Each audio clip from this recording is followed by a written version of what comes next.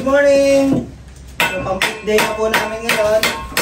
Bali, kailangan, ang sa plan namin, ipaplat na namin to. Then, lalagyan ko ng palitada. Then, mga natitira dun sa ibabaw ng bubong, lalagyan lang ng mga flashing ni Kuya Junior, nandun sa taas. So, bali, pinag-divide kami ni Arvin. O, si Kuya Junior sa taas, dito kami dalawa. Hanggat, malungan.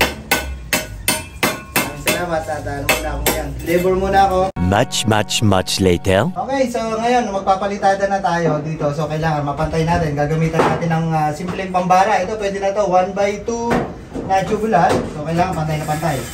Pambara lang yan para makita natin na pantay. Parang ganyan siya. So pantayin lang natin. Igalit. Yo, tapos yung case na mapantay natin, so gagamit tayo ng panghuli. Yo, dito. Bigyan natin. Yung sobrang nyo. Ha? Dito yan. O, yung ating assistant. May assistant tayo eh.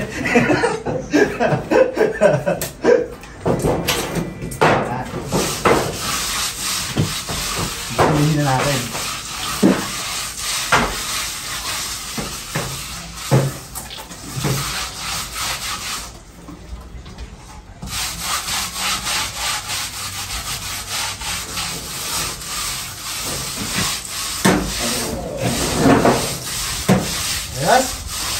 A few inches later.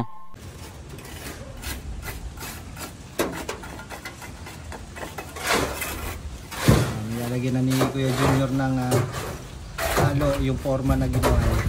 Kaya pabiga na siya. Kalit na rin yung yero, so mga flashing na lang. Much later. Hello, good morning mga titos and titas. So ngayon, tubero muna ulit tayo. So okay, magkakabit tayo ng PPR pipe. So gagamit tayo ng fusion para mapag-connect natin itong dalawa. So meron tayong coupling dito, gagamitin natin ito as a connector dito. So kailangan gamitin natin ng fusion. So bali, parang mayroon siyang heating element na ginagamit dito. May heater siya para mapag-connect natin. So pag-connect natin ito at magtatayo tayo doon ng gripo. Yan, dyan. Maglalagay tayo ng gripo dyan para sa ating lababo.